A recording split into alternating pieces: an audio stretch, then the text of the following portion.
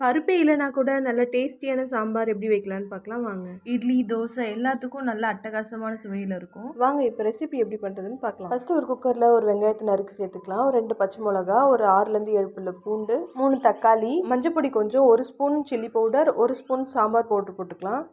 தேவையான அளவுக்கு தண்ணி சேர்த்துட்டு உப்பு சேர்த்து ஒரு 4 விசில் விட்டு இறக்கிக்கலாம். 4 விசில் வந்ததுக்கப்புறம் நல்லா மசிச்சு விட்டுக்கோங்க. இப்போ தாளிப்பு போட்டுக்கலாம்.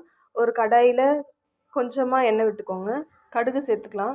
கடுகு பொரிஞ்ச உடனே கொஞ்சமாக ஜீரகம் போட்டுக்கலாம். ஒரு வரமிளகாய் போட்டு கொஞ்சமாக பெருங்காய பொடி சேர்த்துட்டு சாம்பார் எடுத்து ஊற்றிக்கலாம். சாம்பார் ரொம்ப கெட்டியாக இருந்துச்சுன்னா கொஞ்சம் தண்ணி தேவைப்பட்டால் கொஞ்சம் தண்ணி போட்டுக்கோங்க. உப்பு தேவைப்பட்டால் கொஞ்சம் உப்பு சேர்த்துக்கோங்க. இப்போ 1 ஸ்பூன் அளவுக்கு அரிசி மாவு எடுத்துக்கலாம். அது நல்லா தண்ணியில் கரைச்சி இந்த சாம்பாரில் ஊற்றிக்கலாம். நல்லா கிளறி விட்டுட்டே இருங்க ஒரு மினிட்டு. என்னங்க சீக்கிரமாக செஞ்சுட்டோம்ல, கண்டிப்பாக அந்த ரெசிபியை ட்ரை பண்ணி பாருங்கள்.